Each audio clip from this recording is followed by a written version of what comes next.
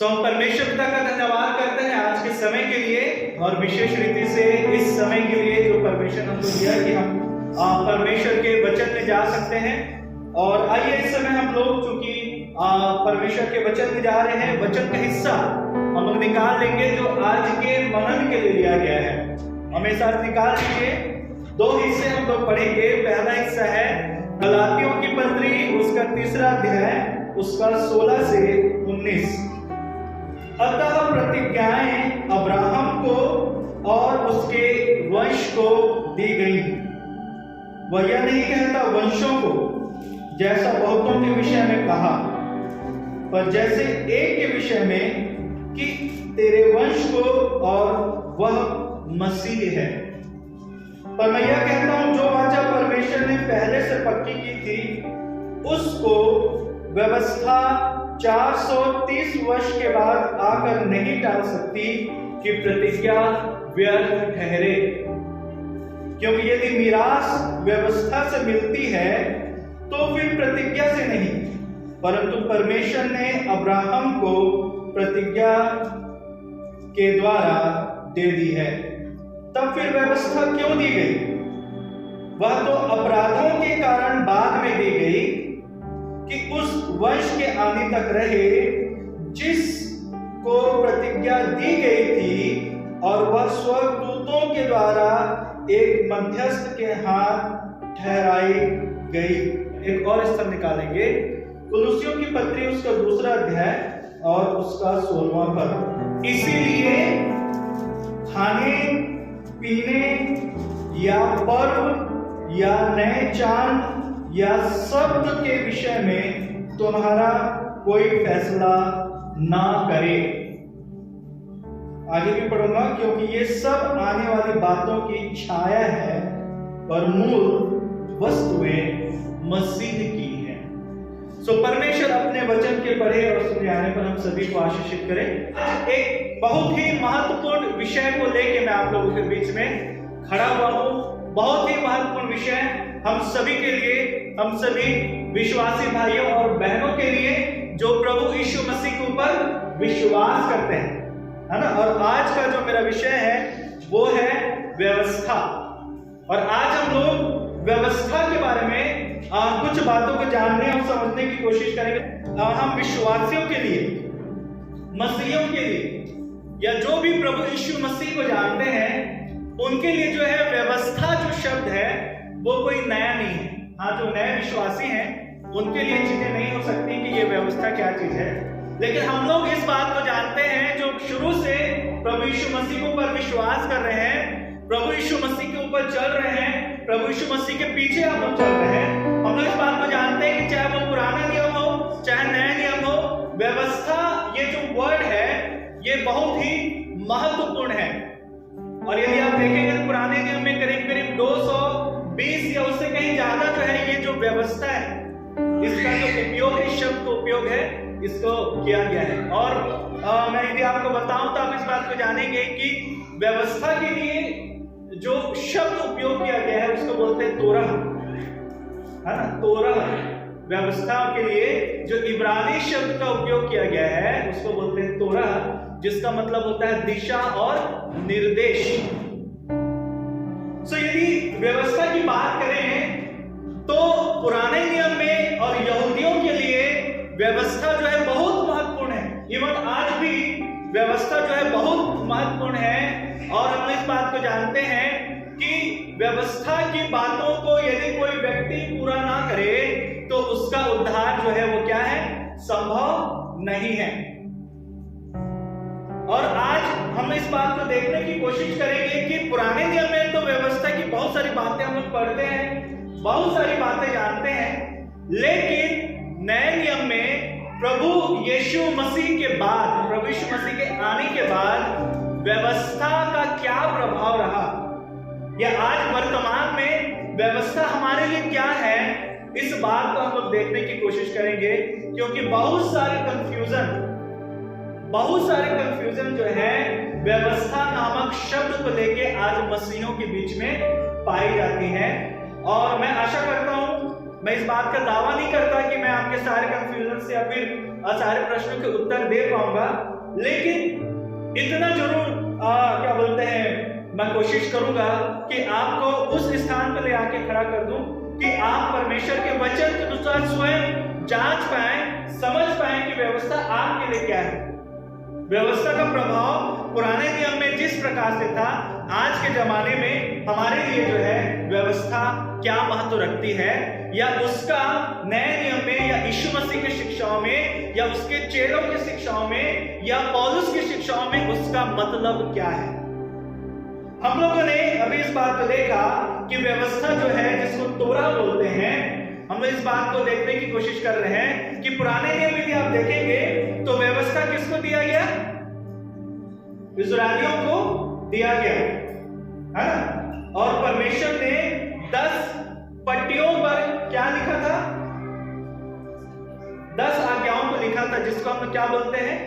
व्यवस्था बोलते हैं। अब कितने लोग मूसा की व्यवस्था के बारे में जानते हैं? हम लोग परमेश्वर की व्यवस्था के बारे में तो जानते हैं, लेकिन कितने लोग मूसाई लॉ के बारे में जानते हैं जो बाइबल में दिया गया? क्या हाथ उठा सकते हैं?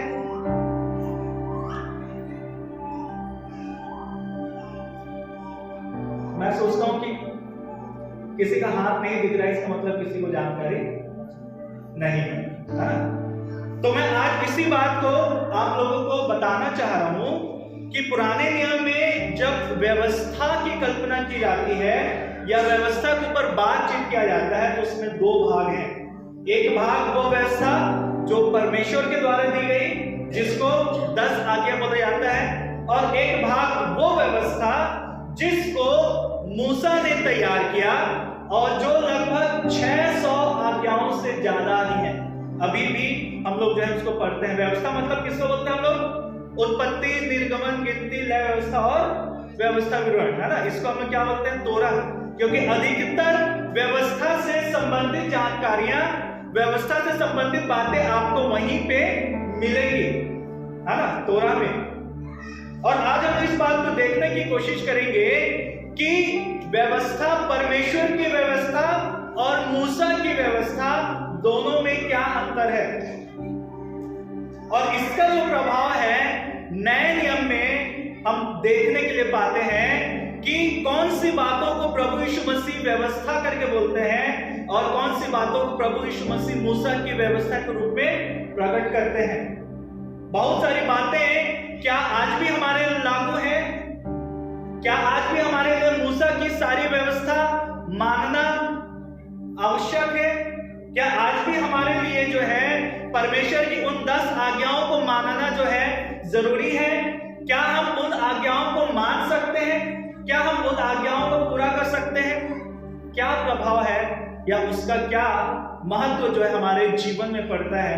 हम लोग जो है इसको आने वाले समय में देखेंगे, क्योंकि आज समय उतना नहीं है। लेकिन आज मैं कुछ संदर्भों को आपको निकाल के दिखाऊंगा और परमेश्वर के वचन से आप लोग इस बात को पढ़िएगा और समझिएगा कि परमेश्वर की व्यवस्था क्या है और मूसा की व्यवस्था क्या है, और वो दोनों जो है कैसे साथ साथ साथ पूरे पुराने नियम में वो चलते रहे हैं। और जब नया नियम आया तो उन दोनों में से कौन सी व्यवस्था जो थी वो बनी रही या उसका अस्तित्व रहा, इस बात को भी हम लोग देखेंगे। तो हम लोग 2 बातों को, पवित्र शास्त्र जो है 2 मुख्य व्यवस्था के बारे में बताता है। एक तो परमेश्वर की व्यवस्था और दूसरी मूसा की व्यवस्था। आइए कुछ संदर्भ को देखें बाइबल से, हम लोग देखने की कोशिश करेंगे। व्यवस्था विवरण 4वां अध्याय निकालिए जल्दी से बाइबल में से, फटाफट हम लोग निकाल के पढ़ेंगे, समय नहीं है, मुश्किल से 15-20 मिनट है, उसमें जितना भी चीजों का हम लोग सीख पाए हम लोग आज देखने की कोशिश करें। व्यवस्था विवरण उसका 4वां अध्याय 13 और 14 पढ़िए कोई।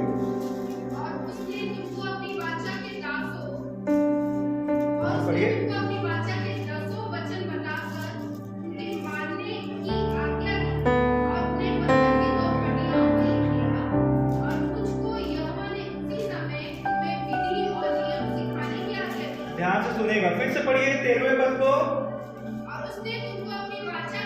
और देखिएगा यहाँ पर परमेश्वर की व्यवस्था और मूसा की व्यवस्था, है ना। यदि आप इंग्लिश में पढ़ेंगे तो वहां पे वर्ड आया मूसैइक लॉ, है ना, मूसा की व्यवस्था और परमेश्वर की व्यवस्था। यहाँ पे मूसा जो है वो क्या बोल रहा है, और उसने तुमको, यानी कि किसने, परमेश्वर ने तुमको क्या किया है, अपनी वाचा के 10 वचन क्या किए, बताए, है ना। परमेश्वर ने क्या किया था जब मूसा कौन से पर्वत पे गया था, सीनाई पर्वत पे, और वहां पे कितने दिन हो रहा, 40 दिन, है ना। उसने वहां पे समय को गुजारा, और वहां पे परमेश्वर ने जो 10 आज्ञाएं जो दी थी, जो हम में से प्रत्येक को, हमारे बच्चों को क्या रहती, कंठस्थ याद रहती हैं, उन आज्ञाओं के बारे में यहाँ पर मूसा बोल रहा है। और उसने तुमको अपनी वाचा के 10 वचन बताकर उनके मानने की आज्ञा दी, और उन्हें पत्थर की पटियाओं पर क्या कर दिया, लिख दिया। ये कौन सी व्यवस्था है, कौन सी लॉ है, ये यहोवा का लॉ है, ये परमेश्वर का लॉ है। लेकिन उसके बाद ध्यान से पढ़िएगा क्या लिखा है, और मुझको यहोवा ने उसी समय तुम्हें, किसको, तुम्हें, है ना। यहां पे मूसा इस बात को बोल रहा है, और मुझको यहोवा ने उसी समय, जब वो पट्टिकाओं को लिख के जब उसने मुझको दिया, उसी समय उसने मुझको विधियां और नियम सिखाने की क्या दी, आज्ञा दी। और लिखा हुआ है, इसलिए कि जिस देश के अधिकारी होने को तुम पार जाने पर हो, उसमें तुम उनको क्या करो, माना करो। याद रखिएगा, फिर से मैं इस चीज को क्लियर कर रहा हूं। पहला भाग, पहली व्यवस्था जो परमेश्वर ने दिया, ठीक है। दूसरी व्यवस्था जो मूसा ने क्या किया, लिखा। 10 आज्ञाओं को हम लोग जानते हैं, है ना। लेकिन 10 आज्ञाओं के अलावा पूरे, जब आप व्यवस्था विवरण और व्यवस्था की पुस्तकों को पढ़ेंगे तो वहां पे और बहुत सारी क्या है, आज्ञाएं हैं, है ना। वो आज्ञाएं किस लिए हैं, जो स्थल हम लोगों ने निकाला था, आज कौन सा स्थल हम निकाले, कुलुस्सियों की पत्री, गलातियों पत्री 3 अध्याय निकालिए, गलाती 3 उसका 16वां से पढ़िए, गलाती 3 उसका 16वां पद।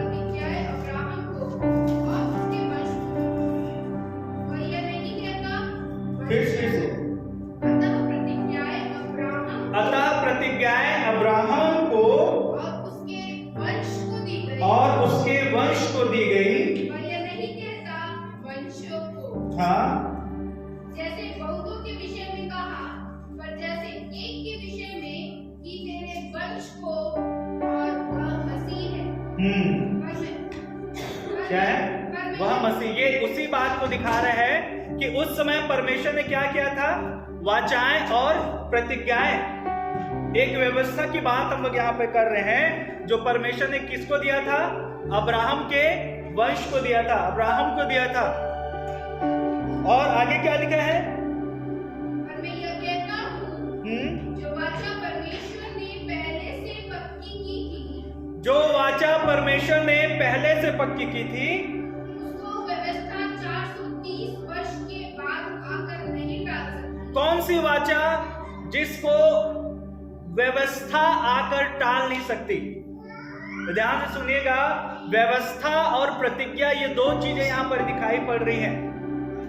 यहां पर परमेश्वर का वचन बोल रहा है, यहां पर पौलुस जो है, जो स्वयं एक रब्बी था और जो स्वयं एक परमेश्वर के वचन का जानने वाला था, परमेश्वर की व्यवस्था का जानने वाला था, ये उसके लिखित उसकी शिक्षाएं हैं। और वो क्या बोल रहा है, फिर पढ़िए, और मैं यह कहता हूँ, जो वाचा परमेश्वर ने पहले से पक्की की थी, उसको व्यवस्था 430 वर्ष के बाद आकर नहीं टाल सकती। यह प्रतिज्ञा व्यर्थ। किस चीज की प्रतिज्ञा जो है परमेश्वर ने की थी? 2 चीजें हैं, परमेश्वर ने किसी चीज की प्रतिज्ञा की थी और परमेश्वर ने किसी उद्देश्य के लिए 10 आज्ञाओं को दिया था। इस बारे में आप लोग विचार करिए। अगली बार हम लोग जो इन बातों को और क्लियरली जो सीखने की कोशिश करेंगे। और आगे क्या लिखा है? क्योंकि यदि मिरास यानी कि उद्धार किससे मिले? व्यवस्था से मिली है। तो फिर प्रतिज्ञा से नहीं। प्रतिज्ञा का क्या मतलब? हमारे लिए ये दोनों शब्दों को समझना जरूरी है। प्रतिज्ञा क्या है और व्यवस्था क्या है? प्रतिज्ञा क्यों की गई? क्योंकि दोनों को विशेष अर्थों और विशेष कामों की वजह से परमेश्वर ने इस्राएली जाति के सामने रखा।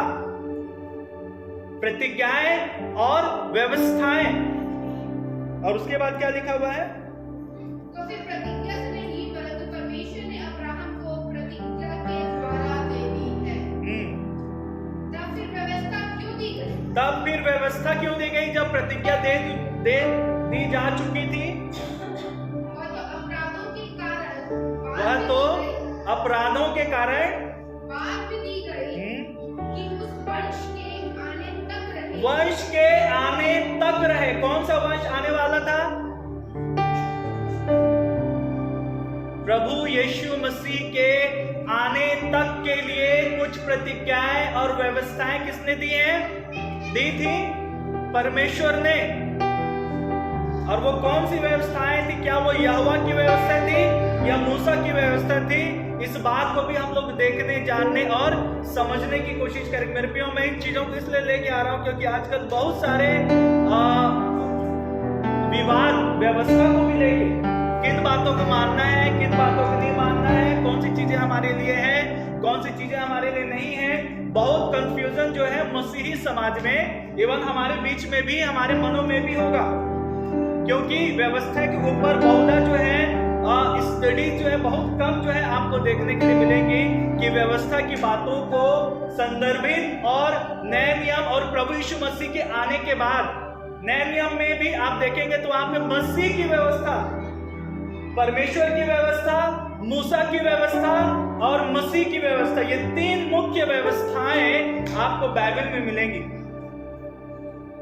और आपको और मुझे इस बात को सीखना है कि मेरे लिए कौन सी व्यवस्था जो है परमेश्वर ने रखी है। क्या परमेश्वर की व्यवस्था का मुझे पालन करना है?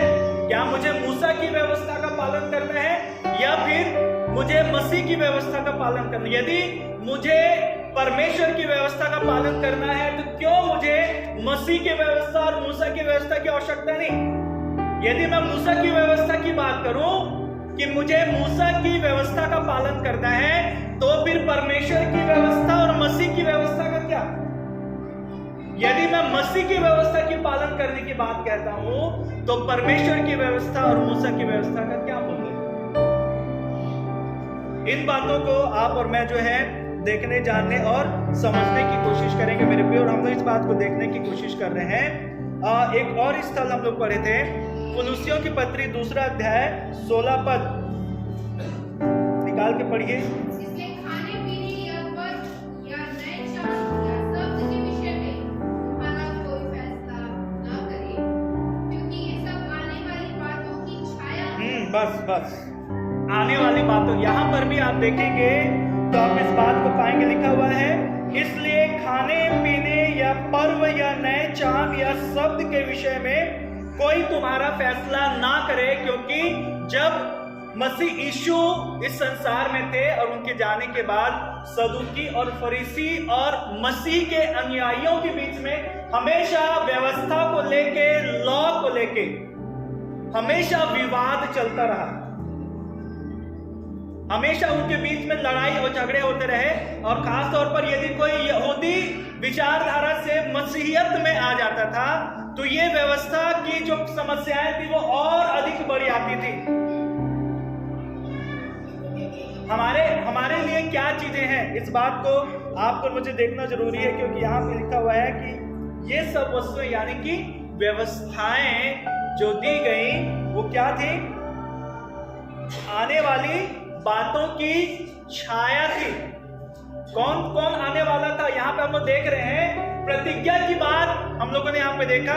अब्राहम को प्रतिज्ञा दे दी थी व्यवस्था के आने से पहले परमेश्वर ने, और यदि वो व्यवस्था, वो प्रतिज्ञा परमेश्वर ने दे दी थी, तो उस प्रतिज्ञा तक लोगों को पहुंचाने के लिए परमेश्वर ने क्या दिया था? व्यवस्था दिया था। और वो प्रतिज्ञा किस रूप में थी? प्रभु यीशु मसीह के रूप में। प्रभु यीशु मसीह के आने के बारे में परमेश्वर ने बहुत सारी बातों को कहा। और यदि आप प्रतिज्ञा के ऊपर स्टडी करेंगे, यदि प्रतिज्ञा नामक शब्द के ऊपर जो पुराने नियम में पाया जाता है, आप यदि उसका व्यक्तिगत और गहन अध्ययन करेंगे तो आपको बहुत सारी चीजें समझ में आ जाएंगी। कई बार हम प्रतिज्ञाओं को वाचाओं में और वाचाओं को प्रतिज्ञाओं में मिला के अपना निष्कर्ष निकाल लेते हैं, जो हमारे विश्वास को हमेशा डगमगाती हैं, जो हमारे विश्वास को हमेशा कंफ्यूजन में रखती हैं। लेकिन परमेश्वर पिता का धन्यवाद हो कि यदि आप बाइबल को सही रीति से पढ़ेंगे तो बाइबल कभी भी आपको कंफ्यूजन में नहीं रखती। बाइबल आपको बहुत सारी चीजों के लिए क्या करती है? क्लियर चित्र देती है कि इसका मतलब ये है, इसका मतलब ये है। यदि हमारे अंदर कंफ्यूजन है तो कई बार ये इसीलिए होता है कि हम अध्ययन के समय में वाचाओं और प्रतिज्ञाओं के अर्थों को नहीं समझ पाते। और कई बार उन्हीं चीजों को लेके जब आप चलते हैं तो सदुकी और फरीसी जिस हिसाब से क्या करते थे, परमेश्वर का वचन बताता है कि व्यवस्था की बातों को तोड़ के और मरोड़ के लोगों को वो सिखाते थे और उसका पालन करने के लिए उनके ऊपर क्या करते थे? दबाव डालते थे। जिसका उदाहरण आप यीशु मसीह के साथ उनके वाद विवादों को जब पढ़ेंगे तो आपको बहुत सारी चीजें समझ में आ जाएंगी, है ना? तो यदि हम अपने विश्वास को जानना चाहते हैं, अपने विश्वास को समझना चाहते हैं, तो आपको ये प्रतिज्ञा और व्यवस्था, इन दो चीजों के ऊपर बहुत ही ध्यान देके अपने अध्ययन को करना पड़ेगा। और हम लोग यहाँ पर देख रहे हैं कि हम लोग व्यवस्था विवरण 4 अध्याय उसके 13 और 14 को पढ़ रहे थे। वहां पर जो है मूसा जो है क्या बोलता है? मूसा इस बात को वहां पर बोल रहा है कि परमेश्वर ने क्या दिया है?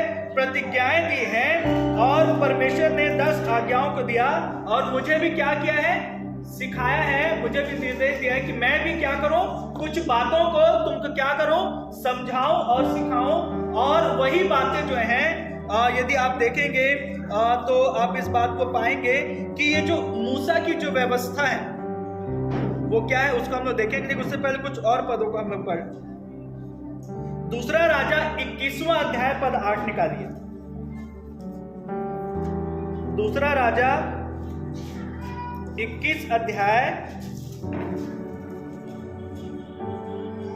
और पद 8 पढ़िए तो।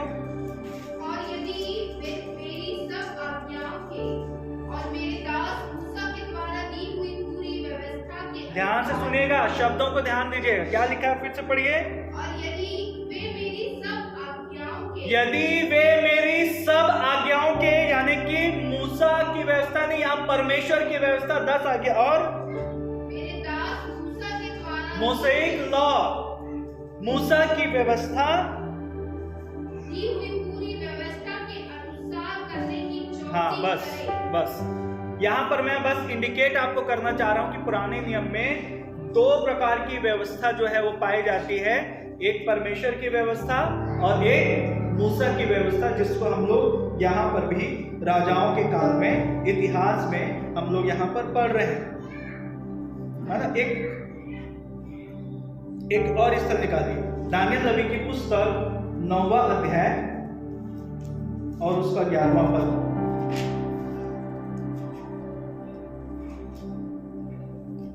दानियल नबी की पुस्तक 9वां अध्याय। वरन सब इस्राएलियों ने तेरी व्यवस्था का उल्लंघन किया, तेरी व्यवस्था का उल्लंघन किया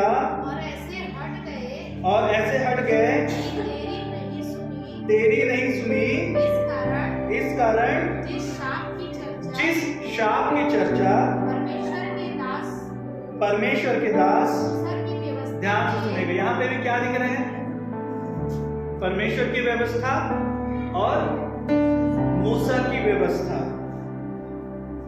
हाँ, के दास मूसा की व्यवस्था में लिखी हुई है, वह शाप हम पर घट गया, वह शाप हम पे क्या हो गया, घट गया। मैं परिस्थितियों की ओर जा रहा हूँ, मैं आपका ध्यान इंडिकेट करने की कोशिश कर रहा हूँ व्यवस्था के संदर्भ में कि हमारे लिए व्यवस्था के बारे में हमारी जानकारी जो है वो कितनी स्पष्ट है। क्यों दो तरह की व्यवस्था पुराने नियम में दिखाई पड़ती है ना? क्या परमेश्वर की व्यवस्था स्वयं में पर्याप्त नहीं थी कि मूसा को और आज्ञाओं को लिखना पड़ा? जैसे मैंने आपको बताया, यदि आप व्यवस्था विवरण, लय व्यवस्था, उन सारे व्यवस्थाओं की पुस्तकों को पढ़ेंगे तो 612 और उससे कहीं और अधिक, यदि नॉर्मली बोले औसतन 600 से ऊपर आज्ञाएं हैं। यहाँ पर तेरी व्यवस्था 3 स्थल मैंने आपको बताया है, आप उसको घर में भी ध्यान से जाके पढ़ेंगे, आप इस चीज में स्पष्ट हो जाएंगे। पुराने नियम में 2 व्यवस्था की बात परमेश्वर का वचन कहता है। एक परमेश्वर की व्यवस्था और दूसरी मूसा की व्यवस्था, दोनों शब्दों में स्पष्ट अंतर वहां पे दिखता है। स्पष्ट बार बार चीजों को क्लियर वहां पे किया गया है कि कौन सी व्यवस्था परमेश्वर की थी, कौन सी व्यवस्था मूसा ने तैयार की थी। हाँ, निश्चित तौर पर परमेश्वर की अगुवाई में, लेकिन मूसा ने तैयार की थी, इस कारण उसको मूसा की व्यवस्था कहा जाता है।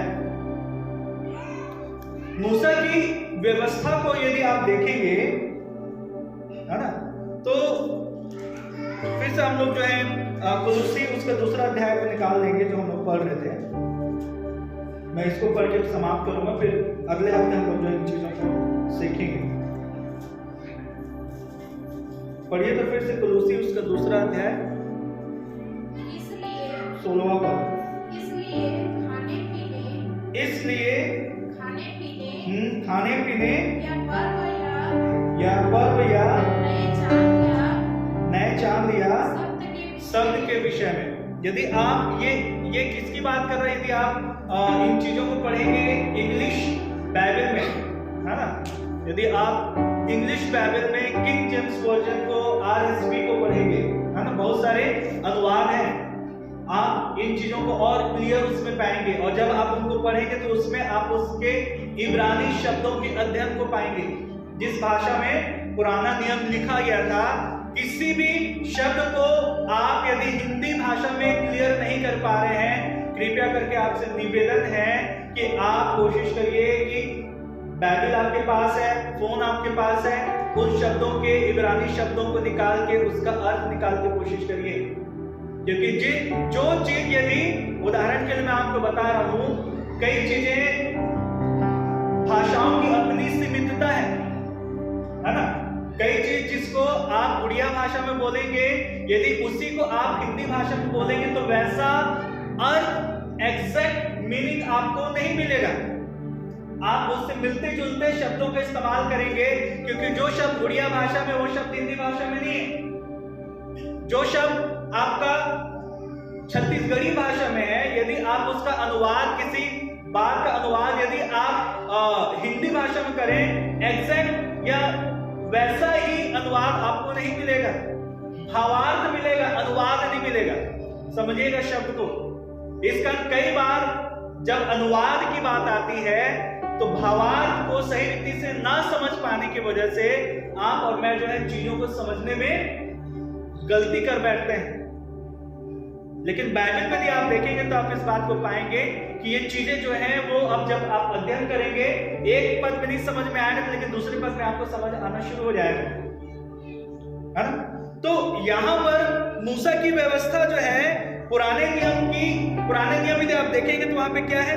संस्कार है, अस्थायी संस्कार, है ना। ये करना, इसको ऐसे करना, इसको ऐसे करना, खाने पीने के संदर्भ में, उठने बैठने के संदर्भ में, जाने आने के संदर्भ में, बहुत सारी बातें जो हैं वो कहां पाई जाती हैं?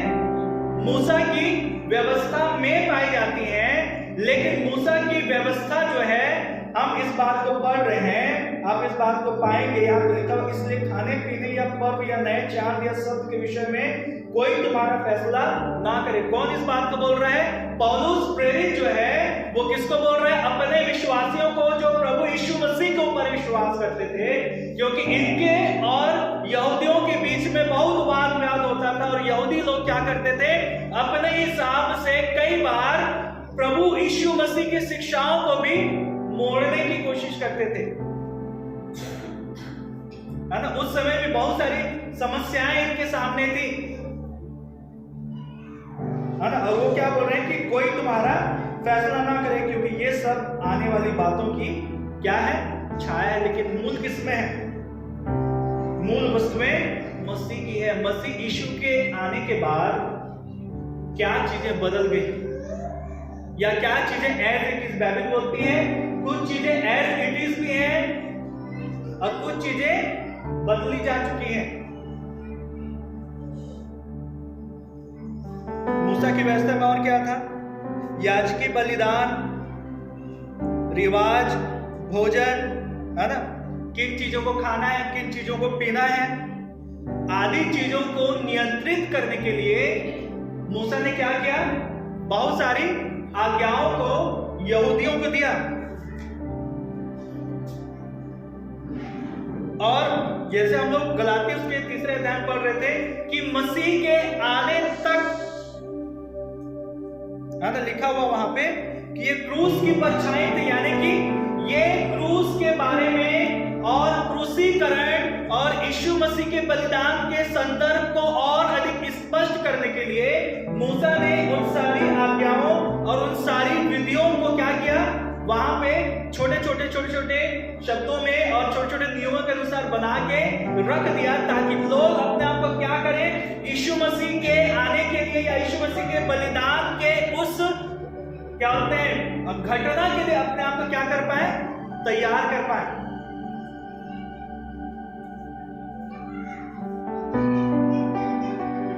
और इसमें व्यवस्था में जितने भी बलिदान थे, उसको जितने भी चीजों को खाने की बात व्यवस्था में किया गया है, उसको बलिदान करने के बाद ही खाया जाता था, चाहे कुछ भी क्यों ना हो। ध्यान दीजिएगा, ध्यान से पढ़िएगा। बिना बलिदान किए, तो वो किस चीज का इशारा था? बलिदान, बलिदान, बलिदान। बहुत सारे बलिदानों की चर्चा की जा रही है। किस लिए की जा रही है? कि वो इंडिकेट कर रहा था, किसी चीज की ओर दिखा रहा था। किस चीज को दिखा रहा था? कोई आने वाला है, कोई आने वाला है जो इस रीति से क्या किया जाएगा? बलिदान किया जाएगा। और बाइबल के शब्दों को और बाइबल के अर्थों को जो है मैं आपको बताऊंगा। यदि लय व्यवस्था की पुस्तक को पढ़ेंगे तो बहुत सारे त्योहार हैं, दिन को लेके अलग अलग दिन को लेके बहुत सारे त्योहारों की बात करता है। लेकिन परमेश्वर बोलता है कि तुम्हारे नियत पर्वों को मानना, चांद के पर्वों को मानना और शब्द के दिन से संबंधित बहुत सारे पर्व थे, उन बातों को मानना परमेश्वर इनकार करता है उन चीजों का। यदि आप भविष्यवक्ताओं की पुस्तकों को पढ़ेंगे, यदि आप नए नियम की भी कुछ बातों को पढ़ेंगे, बहुत सारी बातें हैं। वो क्या कर रहा है? सिर्फ इंडिकेट कर रहा है, दिखा रहा है कि प्रभु यीशु मसीह जो है वो आने वाला है। इसी कारण हम लोग यहाँ पर पढ़ रहे हैं। देखिए यहाँ पे क्या लिखा हुआ है? 14 पर, कुलुसी 2 अध्याय 14 पर, विधियों का वह लेख जो हमारे नाम और हमारे विरोध में था।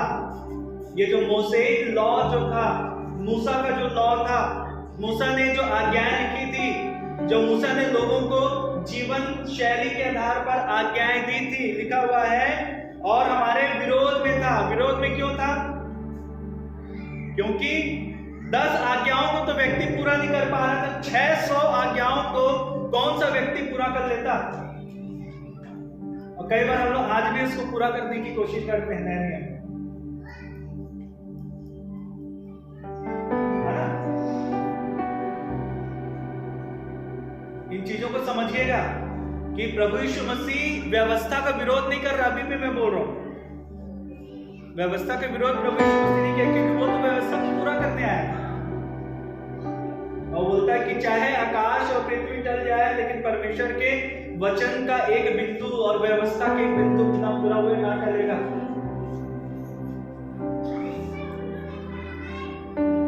लेकिन करना किसको है? किन बातों को करना है, किन बातों को नहीं करना है, बहुत कंफ्यूजन है। लेकिन यहाँ पर जो चीजें स्पष्ट हो रही हैं उन बातों को हम लोग ध्यान देंगे। यहाँ पे लिखा हुआ और विधियों का वह लेख जो हमारे नाम और हमारे विरोध में था मिटा डाला और उसे क्रूस पर कीलों से जड़कर सामने से क्या कर दिया है, हटा दिया है। इसी कारण जब प्रभु यीशु मसीह अपनी सेवकाई को करते थे, उसके चेलों के संदर्भ में, उसके जीवन के संदर्भ में, सब्त के दिन को लेके संदर्भ में, सदूकी और फरीसी ने जब प्रभु से वाद विवाद किया, प्रभु ने कहा कि प्रभु जो है वो सब्त के दिन का भी प्रभु है। तेरे चेले इन बातों को क्यों नहीं करते, तेरे चेले इन बातों को क्यों नहीं करते, तेरे चेले उन आज्ञाओं को क्यों नहीं मानते, तेरे चेले इन आज्ञाओं को क्यों नहीं मानते।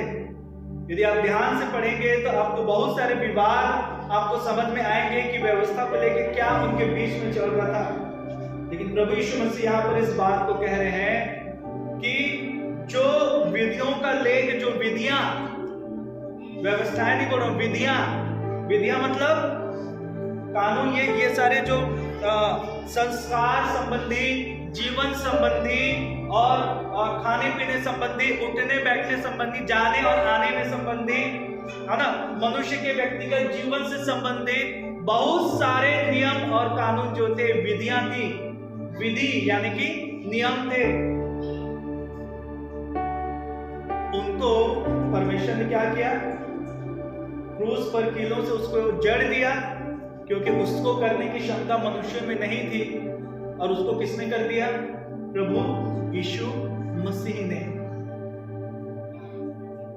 और कीलों पर जड़कर सामने से क्या कर दिया है, हटा दिया है। और लिखा हुआ है 16 पर किसी का बोल रहा है, इसीलिए खाने पीने या पर्व या नए चांद या शब्द के विषय में कोई तुम्हारा फैसला ना करे, क्योंकि ये सब आने वाली बातों की छाया है।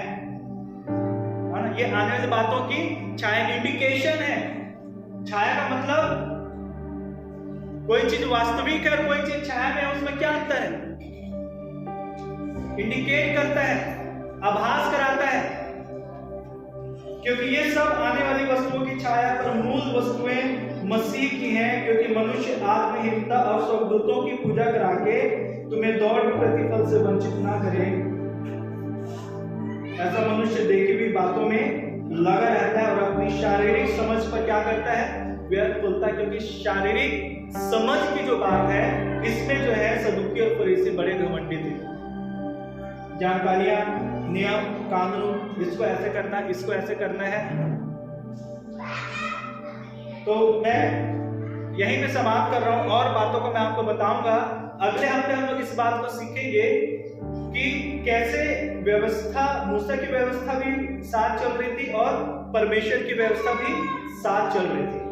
दोनों एक ही जगह आपको दिखाई देंगे यदि आपने ध्यान से बाइबल को पढ़ा होगा तो अगले आने वाले हफ्ते में हम लोग जो है इस बात के ऊपर और क्लियरली सीखने की कोशिश करेंगे। आज हमने इस बात को सीखा कि बाइबल में, पुराने नियम में दो मुख्य व्यवस्था है। एक व्यवस्था मूसा की है, एक व्यवस्था परमेश्वर की है।